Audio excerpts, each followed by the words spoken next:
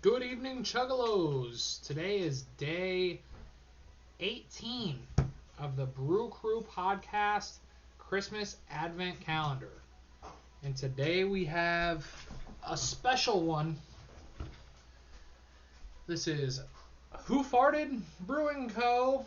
from Columbus, Ohio, south of 11666.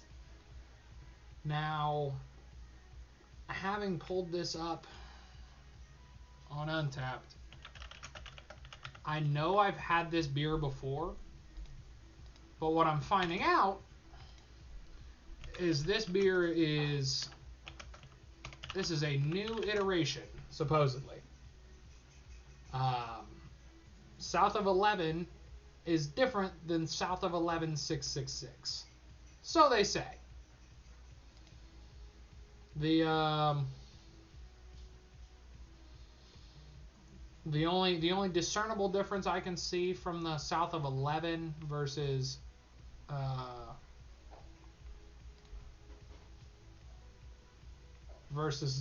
666 variant. It is made with 6.66 pounds of dry hops per barrel. Brewed with Citra, Eldorado, Nelson Salvin, and Simcoe hops. Now, I don't know if I've gone on record like this, but I have been known to dislike Nelson Salvin hops. Something about them just gives me a weird headache. But that's neither here nor there.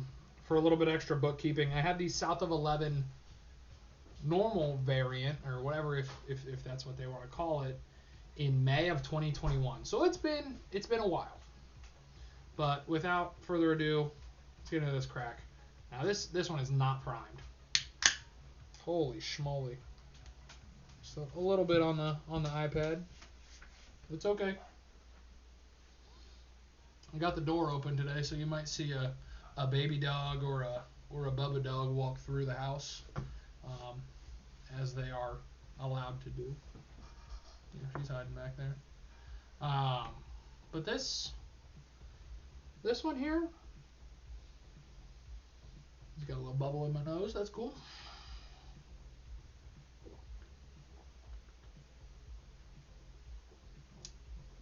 Okay.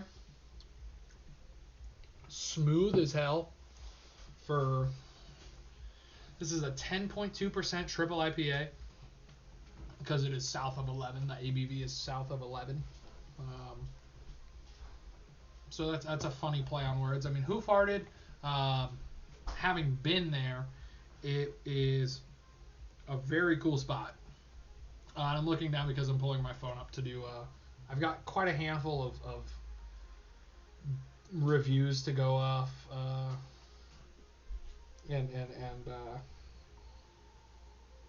and share. That's what I'm trying to say. Goodness gracious. Sorry. Stressful day at work today, so I'm a little not all focused, and I apologize for that. I'm getting my reviews pulled up here, but alrighty.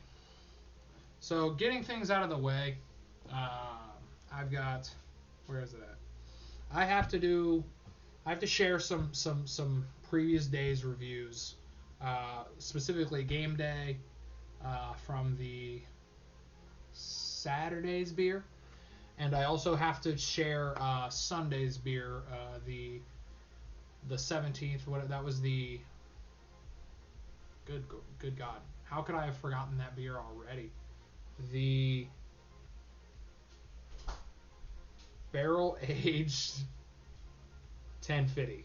That's the one. I had to look at it. I'm fucked. And that goes against what I said yesterday when we were drinking it. Again, head's not all there. I apologize. So, in an effort to make this not just me reiterating this over and over again, I'm going to say I'll try to do my best to give a TLDR from Chunkle Mark, and I forgive, or I hope Chunkle Mark forgives me. Excuse me. For TLDRing his excellent reviews. Well, perfect. This is going to be unusually brief. because supper's ready. Not really my cup of tea, or glass of beer in this case. A bit too fizzy. Yet somehow the taste itself is a sort of flat and underwhelming. A strange and somewhat unfortunate combination. I've had worse in the last couple of weeks or so, though, so I won't be too mean. I'll give it a 3.5. That's not bad. I think Chugalo Trey and I enjoyed Game Ball pretty much. It was a standard, you know. It was definitely Cincinnati's Trotwood, and I think I blew some people's minds yesterday when I said that during the long form recording. I'm gonna get another swig of this though because it is super tasty. And then with yesterday's beer, the barrel aged 1050. As you know by now, Chunkle Mark is certainly not a dark and boozy beer kind of guy. And that's unfortunate because I have a soft spot in my heart for those things. Watch yesterday's video. But, alright. It's a quiet Sunday morning, and here I am at the desk with a cat in my lap and a deadline to meet. As such, I can only contribute to today's festival via email. Again, apologies. Chunkle Mark had to work yesterday, and while I got the email during the recording, I just could not squeeze in the review for everybody's sake. So, again, I'm sorry. I see that today's offering is both a dark beer and one with a 12.5% alcohol content. Yikes. Well, one of the advantages of working from home is that I can drink at work if I want to, so there's that. At the same time, I'm forced to ask myself whether drinking this beer at this moment is the smartest approach to my workday. Obviously no, but hey, anything for the cause, and it's only just the one, right? So, you know, onward and upward. Excuse me. 10:33. Pop the cap, pour the beer. Receptacle of today, a vintage reproduction Coca-Cola glass. 10:34. Partaking. Kind of heavy and syrupy. 10:36. Not quite as off-putting as most dark beers, I guess, but nothing about it makes me want to have a second one, ever. Simply do not care for the taste of dark beer. Verdict, 2.5. Yesterday's beer ended up being a little bit more divisive than I anticipated. So a 2.5 from Chunkle Mark. I think that's the highest dark beer he's rated. Somebody please don't fact check me on that. I'm sorry. But we've got today's review from Chugalo Deuce. New tag for Chugalo Stev's dad is Chugalo Deuce. And I've also got the email from Chunkle Mark, but I'll give it a rest for just a moment so I can done a lot of talking and not a lot of drinking.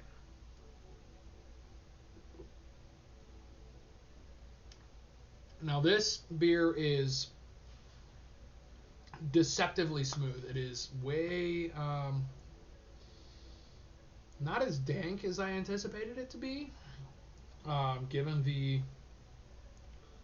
to my understanding, or to my taste buds at least, Simcoe hops are pretty danky, and same with Eldorado hops. I've known those hops to be more on the danky side. This is certainly it doesn't say it, but to me this is a New England IPA, and it's as a triple, 10%. It's gonna be pretty insane, and I'm looking forward to dinner because it's just heavy content, heavy ABVs. But as somebody who has gone on record as recently as Saturday's episode, I love like DDH Dippas, I love Trippas, I like high gravity, like I don't, it's almost not smoky in that taste, but just that like thick like New England IPA. It's almost like orange juice, really, and I'm like a fish in water. It's damn good. I really enjoy this beer.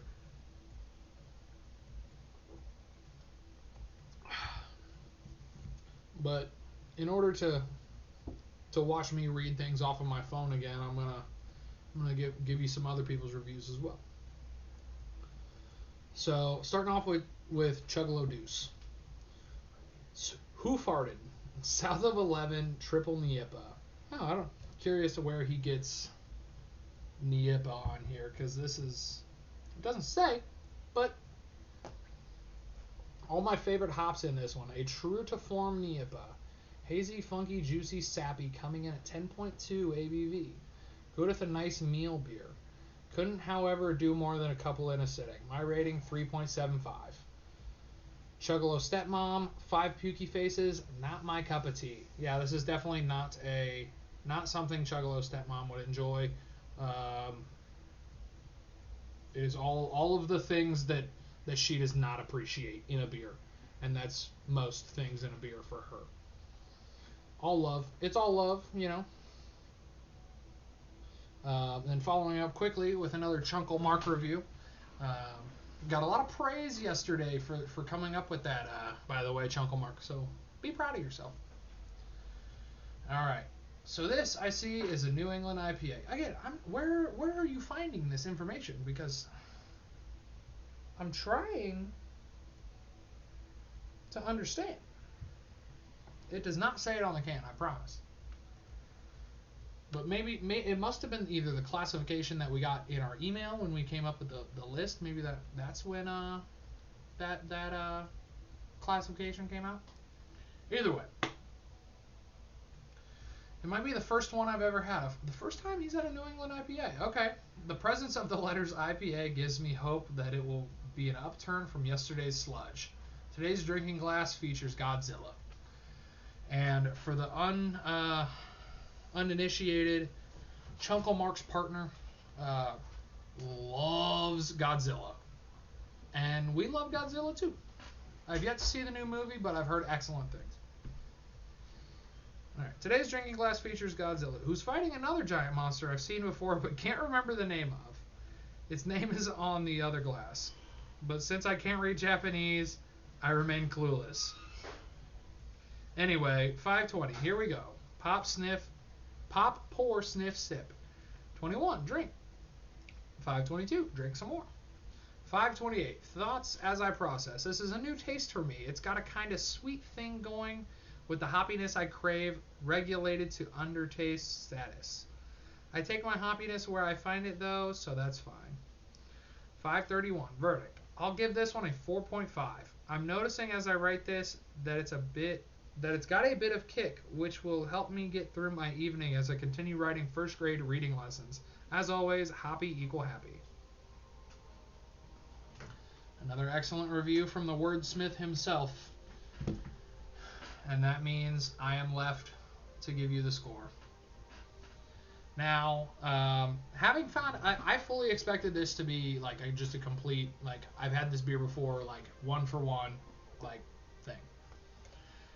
Now, granted, they say your taste buds change every 7 years or so, and everything you read on the internet is also true. So, I can say it's possible that it's different. Time has changed since the last time. It's been damn near 2.5 years since I had this beer, or an iteration of this beer. It's good. It's really good. I mean, it's. I almost feel like I'm giving it too much flack. But Hoof Hearted is up there. It is one of those breweries that, and again, we mentioned it yesterday. Please watch the video. Please. It's up there. Hoof Hearted is one of those breweries that is rated against itself. They are a great brewery that just everything they make is bangers. They refer to themselves as dabbling in the dank and dark arts, and that's just funny to me. All of their can art is funny. As silly as I feel every time I say this, the vibe at the brewery is cool. But like, I've got the tiki glasses from there. I have a hat from there. I have a crew neck, or not a crew neck, excuse me. I have a windbreaker from there, and continue to seek out Hoof-Hearted beers and just enjoy representing the Columbus homies. But this beer, and again, maybe it's been so long. Maybe it's. I'm not sure what I'm trying to say. Maybe I don't want to say I expected more. I knew what I was getting into. A 10% NIEPA, triple NIEPA. It's great. I'm really enjoying it. I'm going to give this a 4.25. Now, having my other screen here pulled up with my former Untapped check-in of just the original South of 11, I gave it a 4.5. It's not super, like, it's not as hoppy as I anticipated it being, and it's not very, like the hops, I don't get like any discernible hop flavor. And I mean, again, maybe it's just inexperience. I'd like to think I at least can taste certain hops, like the minute differences between the few. But I don't know, 4.25, slightly different than the OG South of 11. It's not to say I dislike it. I think anything over a 4.0 is great beer. Like I'll drink it again. Maybe not a ton in rapid succession. 10% is wild. You'll be dead. But I would challenge Chuggalo Trey to enjoy this beer as well. He is definitely not a stout, or excuse me, wow. He's definitely not an IPA guy. But it's this might be like an advanced new. Listen to what I'm saying before you judge what the hell. It might be like an advanced learner beer. This might be the beer you give someone who's not super into craft beer, like 6 beers down the line. Maybe not in the same day, because you'd be dead. But you give this to somebody who's like dabbling their toes into craft beer, and they might kind of understand what the hell's going on. So I don't know. Maybe. But again, 3.75 from Chuggalo Deuce. A 4.5 from Chunkle Mark. And a 4.25 from me. Again, rattled off everybody else's previous scores from the last few days. Days have been hectic. The weekends are busier than the weekdays, it seems like. But we are officially in the last week. We have 6 beers left. And as always, these things fly by. And but I feel like we're still going up. We are still up and to the right. So, with all that being said, I bid you a farewell, Chuggalos and Chuggalettes. Thank you for watching. Cheers.